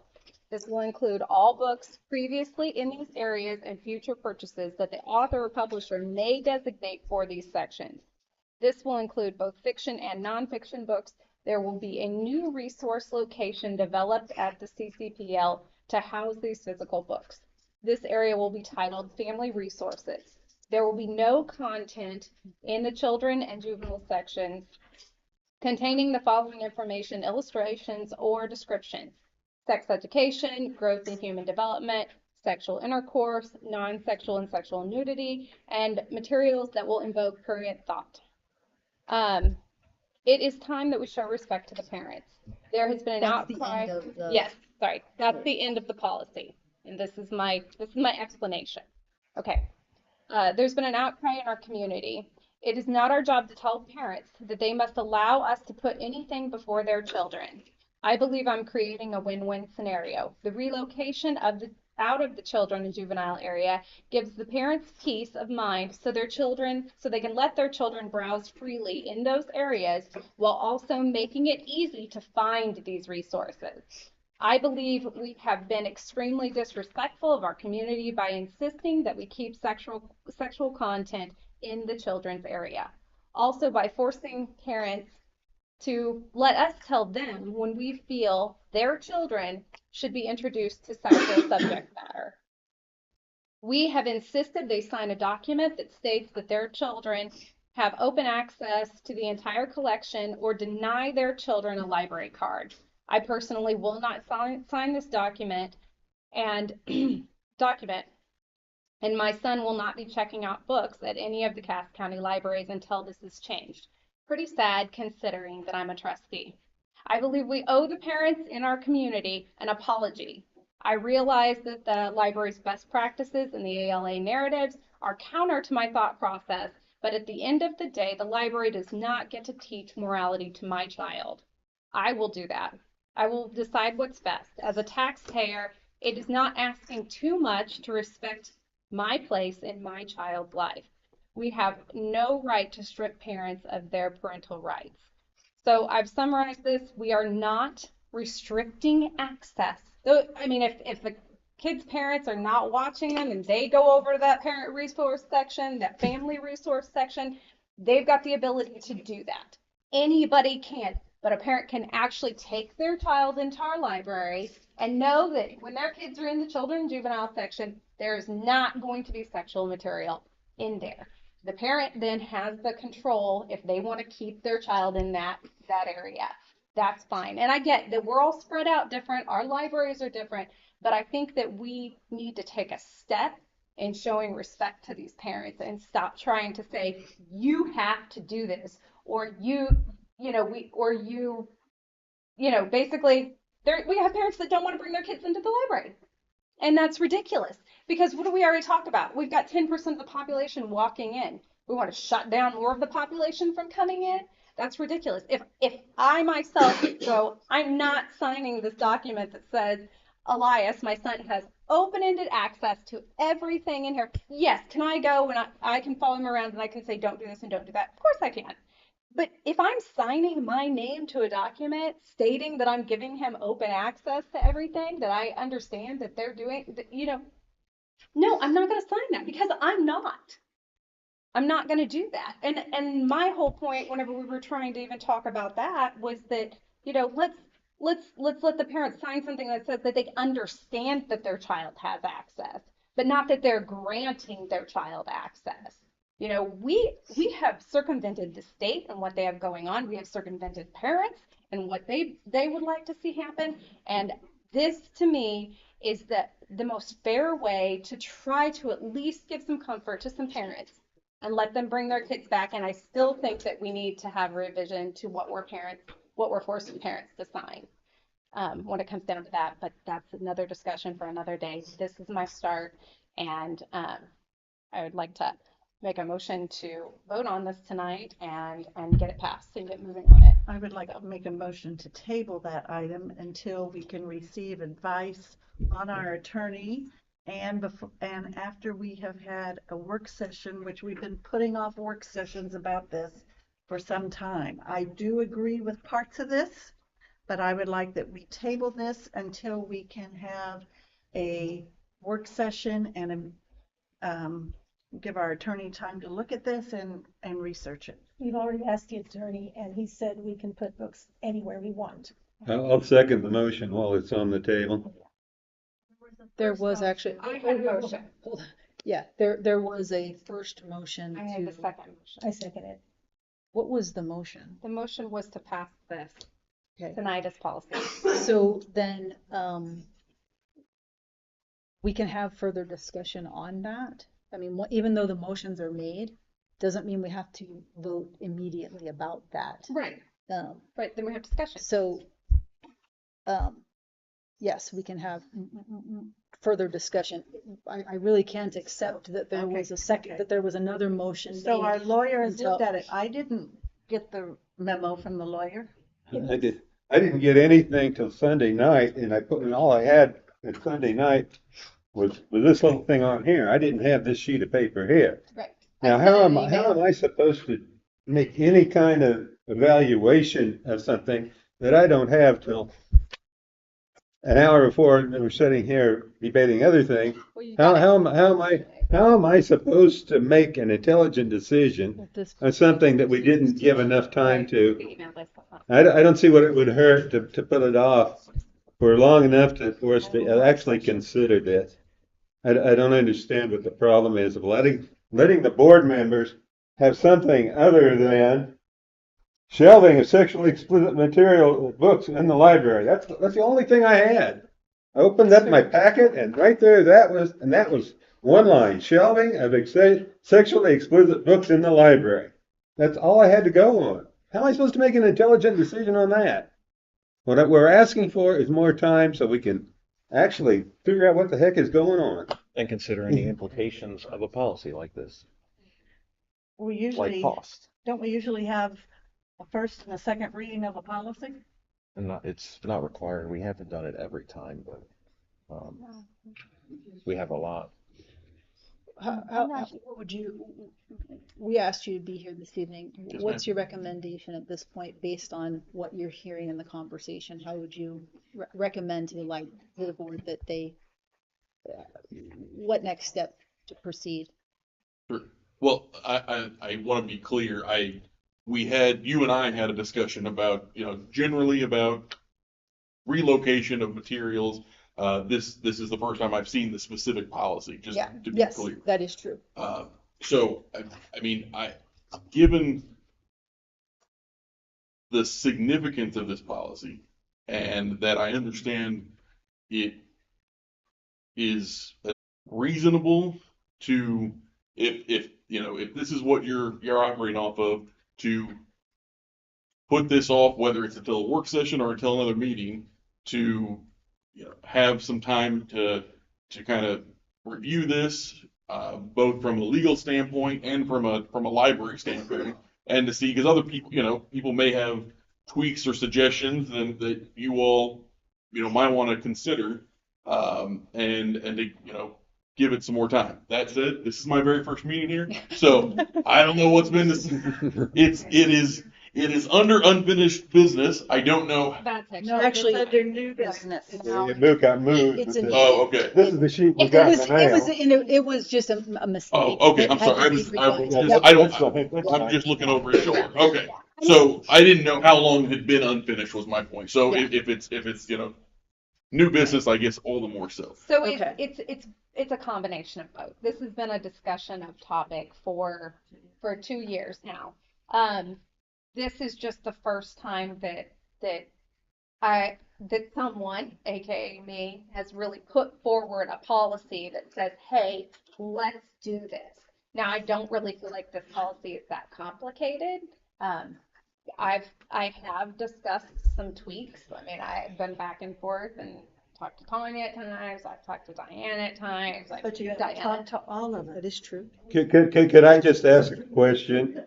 We thought we had this settled, that the parents are responsible for their children. That's right. And the other parents are responsible for their children. That's right. And the parents who want if the parents are responsible for the children and they're right there, which they're supposed to be, and we even raised the age so that the parents would be with their children, even for an older age. Now, why should those parents tell the other parents in the county There's that they're of no value here? There's no Now, argument. The books are what still there. Now, what we did, we had several months here. Finally, we had several months where this had died down, that the mud had started to settle. We had had everybody in agreement that the parents take care of the children. That never happened. There was never a time where it was over and finished. It was just that it was ignored and put on the back burner. And I'm bringing it back to the forefront so we can take care of it. It's ridiculous. I am not getting rid of these books. I am moving them to an easy location that people can get to them, but I'm also opening up the area and saying, you know what, parents, you don't have to worry that your children are going to open up a book and see, oh, illustration of male on male sex, female on female sex. Oh, male on female sex. No, they don't have to worry about that at all, because we're going to clear these sections of that. And then we're going to let them decide when they want to walk over there and let them do that. So their kids can browse freely in those areas and feel confident and safe that we don't have some underhanded thing where we're trying to introduce their children to something that we don't want them in yet. But they're there to watch their children. They're there to take care of their That's children. right. And you know what? My kids should be able to walk in this area and pick up books off the shelf freely without. I don't understand the fight to keep it in front of them. That's what I don't get. Why do you want to introduce that to an 8-year-old? And if you do, then take your 8-year-old over there and show it to them in this area that you can find it super easy. I'm not asking for anything insane. I'm asking for you to actually respect the parents. But you're not defining anything. And How do you in this thing define sex? Is kissing sex? Is hugging sex? Is holding hands sex? I'm pretty sure we know what sex is. Right. Right. No, Can I just, I'm not we trying to. have a border in the law. We have a law that defines sex. We have a law that defines pornography. It is in the law. We have obeyed that law. We have done everything to obey that law, have we not? We do not have any materials in the library that fit the legal definition of explicit sexual material, obscene, or pornographic for minors. And I didn't use any of those words. Okay, so you gonna make the new definition then? No, I So- wrote so- what's right here. I didn't call it sexually explicit there. Can I mean, I'm not trying to disregard what you, it is new business.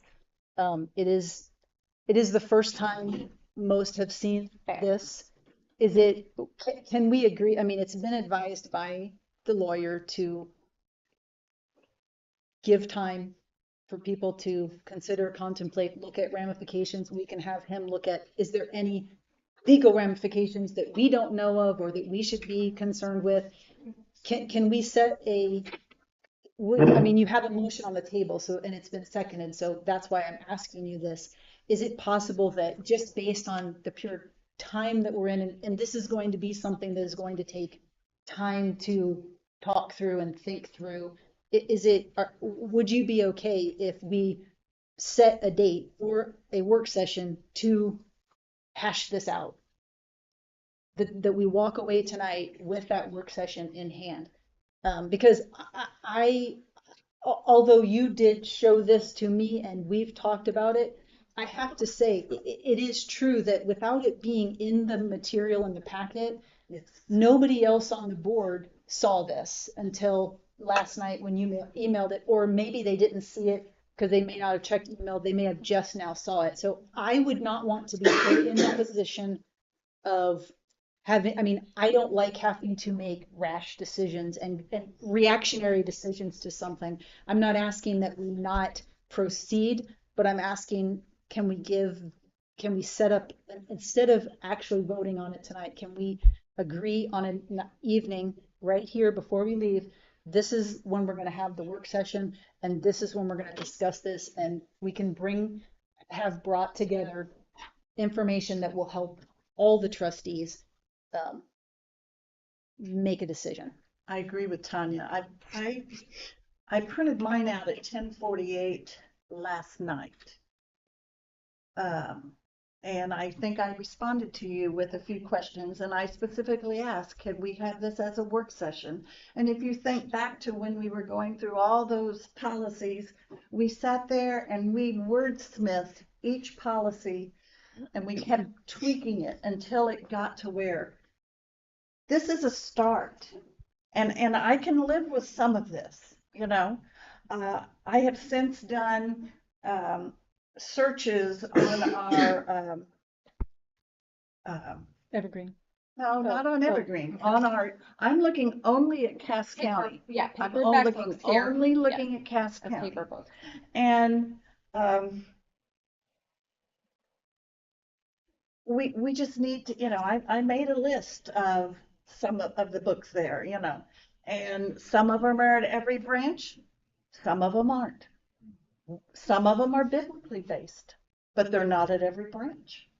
I think this is something that we need to have a work session. We're not ready. I think it can be tweaked that we might be able to work with this. Okay, I'm not ruling it out. I'm not saying no. But let's all work together on it rather than pass this thing tonight. No, we need to work on it. We're a committee, we're a group, we're not, I'm tired of the three of us too. I never talk to Tanya, and I hardly talk to Jessica. So don't even get that in your mind. But it still goes back to nothing was put in the Right. agenda for anybody. That's So that's why I'm asking. I mean, I'm asking you because you're the one who made the motion and it was seconded. So you're the one that would have to withdraw the motion, or we have to actually vote on the motion.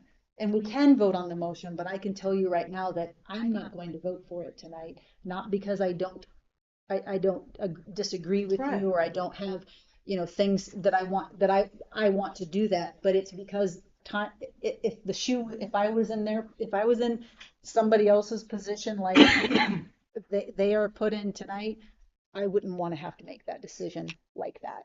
That's where I'm coming from. Okay. Can I just say something? Okay. It was said by a speaker that we are not allowing people to have access to books. When was that?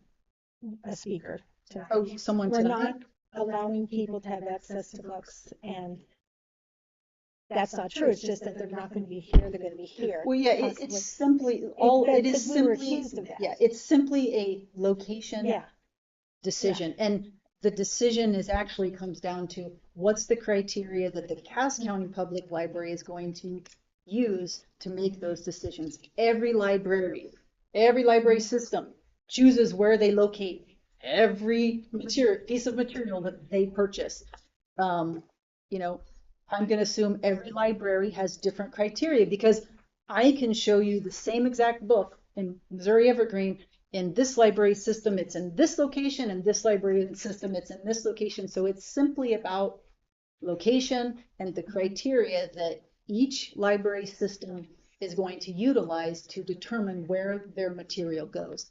You can't, the only way you can restrict access, as a matter of fact, you know, what you're speaking to, the whole thing of, you know, the parents having to sign for the library card, I grant full access to the entire collection. That's actually what it is. Wherever it is in that library's 4 walls, or however many walls they might have, it's full access. It's the same as if I had a Nintendo Switch at my house, and one day it's on my living room coffee table. Everybody who's in my house has access to it. I could move it from my coffee table and put it on my kitchen table or my dining room table. It doesn't remove access to anyone who comes into my house. The only time access is restricted is if I were to take that Nintendo Switch and put it in my safe. Only the people who have the combination to my safe then will have access to my Nintendo Switch. That's the only way you can restrict material. So it's not about restricting material. We've really allowed that narrative to kind of drive a lot of what we've been thinking, and it has nothing to do with that. You can't restrict access and still say you have to grant full access. I mean, you just can't say those two things, and they don't mesh. So I think we still come back to, would you be willing to remove your motion? Well, And- I don't necessarily have a choice, because if I don't have the votes, then we don't get passed. So That is true. I'm removing the motion, with the understanding that we will not just put this on the back burner. So let's get our calendars out right now and Can I figure ask out. Jeremy one You can question? ask Jeremy any Can question. you answer this in one word? If it's legal to move these books out of the children's section, these books with sexual content. I'm not currently aware. So can I answer one question in one word? No, but that's because I'm a lawyer and I don't answer anything. My answer is I'm not aware of anything that restricts the library's ability to relocate books, period. Okay. I mean, there's not a law that tells libraries what books or materials they can and can't purchase. I don't know of a law that dictates to libraries where their materials have to go. Can I use a farmer term? And if you don't know what it means, I'll try to explain it. What are our priorities to gate cut these books? You know what gate cutting is? That's when your cows are coming down the thing. You swing the gate one way or swing the other gate the other way, whether you're going to sell them or whether you're going to let them back out pasture. How are we going to define whatever it is we're going to do with these Well, books? we've already determined that we're going to table this tonight and. Well, I want you to think, this is what I want somebody to think about over this And month. I think one of the things that you specifically could do, because, and I don't know your computer situation, but the trustees do communicate quite a bit through email. So if at least once a week or something, you could check your email, or you could even send us an email with questions that you have, that would be very beneficial to the whole. Because sometimes things are answered in email, but if you're not checking it, then you don't know the answer. So you ask the question not knowing. And I don't know your situation, but if it was possible for you to at least once a week, get yourself updated on library emails, that would be super helpful, because then you can, you can kind of stay abreast of anything that's happening electronically. Let's set up the work session. what, are Wednesdays good for, we're gonna need you, so let's start with you, Jeremy. Let's start with your Are schedule. Wednesdays good for We'll you? figure out a way to work with you. Generally speaking, Wednesdays are pretty good for me. Okay, so if we say, try to schedule something on the 30th, that's a Wednesday, would that work for you? Would that give you enough time to really compile whatever may need to be compiled and prepare? Or do you need more? No, that, 2 weeks. that should be sufficient in Okay. terms of Dan, length of time. I'm for just you? checking my, make sure I'm not missing anything. Okay. And does the work session have to be public? Yeah. Okay, Yes. okay, that's what I. There will be comment, Okay, a work no, session, that's because we're right. not gonna, so to be fair and to be clear to Jessica, at the work session, we won't vote on anything, but the goal would be to be prepared to bring it to the September meeting Okay, okay. with the opportunity to vote. But you don't vote on things at work sessions, there's not public comment at work sessions, it's really just a coming together of the board to discuss and hash out things that they need to talk about. Jeremy, Yes, ma'am. Will that work? September 30th. Okay. Ma'am. August 30th, I'm sorry. Yeah. Yes. August 30th, everybody good? Time. Yeah, Jeremy, on time, does the 4:45 time frame work for Yeah, you? that works. Okay, so August 30th at 4:45. Okay, thank you. Okay. Director reports. Did the motion get withdrawn? Yes, she Yeah. withdrew the motion. Did you catch that, Deb? Okay, thank you. Let's see. Pleasant Hill. I am meeting Austin, our project manager, there tomorrow morning to look at the progress of some things. We have a formal punch on August 25th. This is the really formal one. It's supposed to be, yeah. What's been the biggest holdup? It's What's just been been a going lot. on? It's just been a lot of little things. Yeah. But now that we have, we're in the home stretch. Like the picture here is completely out of date because all the books are on the shelves now. Yeah. So, Awesome. yeah, we're just working through some final things Final inside. punch list is the August 25th. August 25th. Yes. When do you think the city will come inspect for occupancy? They have inspected, and we do have temporary occupancy. Okay. So Hey, grandkids? on that end, we're all Hey, good. grandkids? But we want to make sure that we finish some everything things on the for punch Walker, list. And You said then, August 25th. yes, Keep asking you that, but Next for some Friday. reason, yeah, next Yes. Friday is the final punch. Yep, And then NRC. NRC. Sorry. I just wanted to make sure everyone. I don't. So. Hey, Roger, can you wait till, It's and not just Diana? us. Well, I Just think us. she was politely listening, but please, would you guys Sorry, hold y'all. off until? It's exciting stuff. It's good news. We got our temporary occupancy at NRC as well. We have the painter coming on Thursday to patch everything, and then they will have the entire branch repainted. They should be finished August 25th. Well, that could be a really Yep. good day for the library. So I'm working with the Belton Chamber of Commerce to schedule a ribbon cutting and rededication ceremony.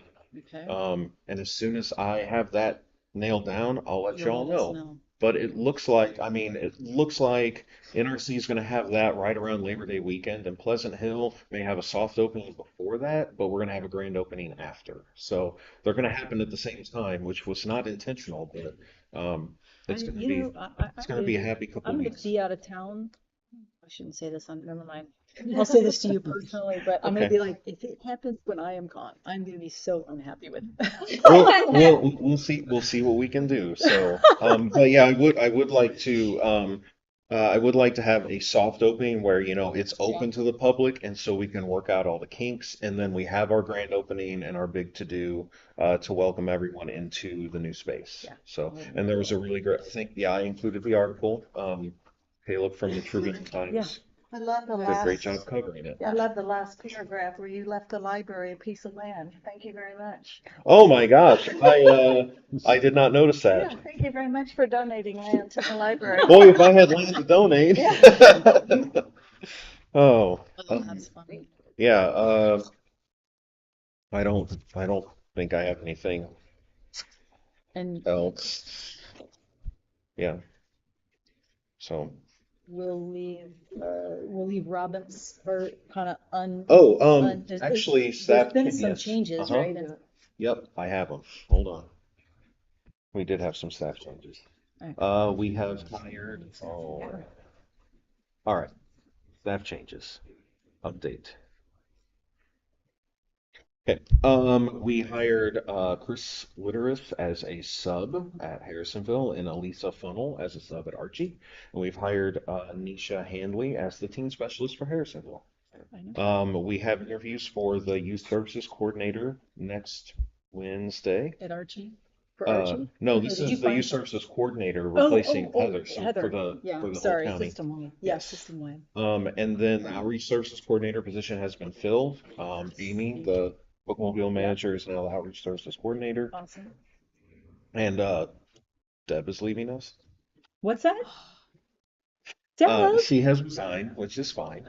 So that's Listen, which is fine. Understandable. It's fine. It is. So we have that position open. The business assistant. Yeah, that's Okay. so that's the staff When changes. is your last day then? It'll be first Thursday of September. Okay. Well, we appreciate all that you have done. Thank you. And that's it for me All right. for all that stuff. Trustee report, anything, anybody comments, anything? Yeah, I do have. Okay. We are an embarrassment. We're not doing the citizens of Cass County any good if we're not all trying to work together. And it's not good for our staff for them to see us behaving like this.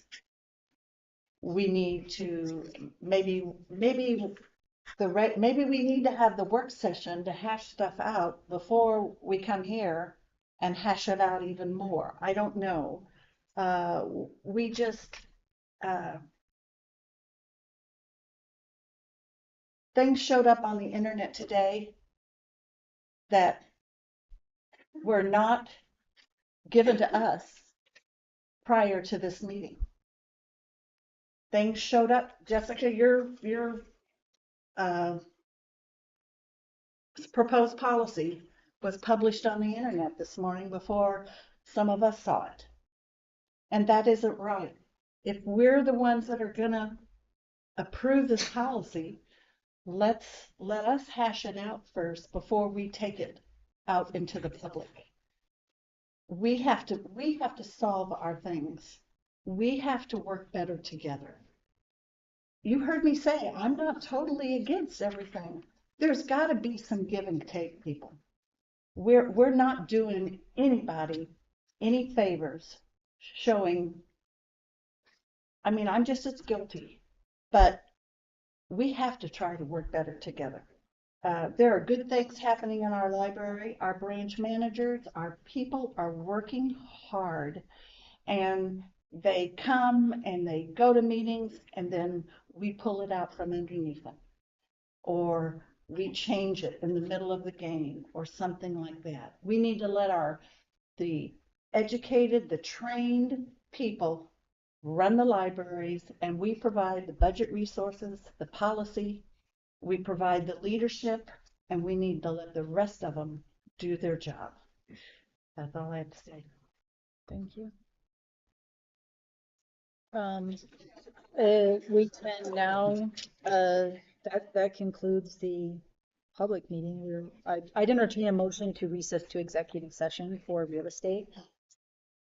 I will make a motion to reset to executive session for real estate. All right, roll call to recess to executive. Roger? Yeah. Diana? Yes. Jessica? Yeah. Tanya? Yes. Becky? Yes. All right. Thank you. We appreciate you all coming and actually staying all the way through.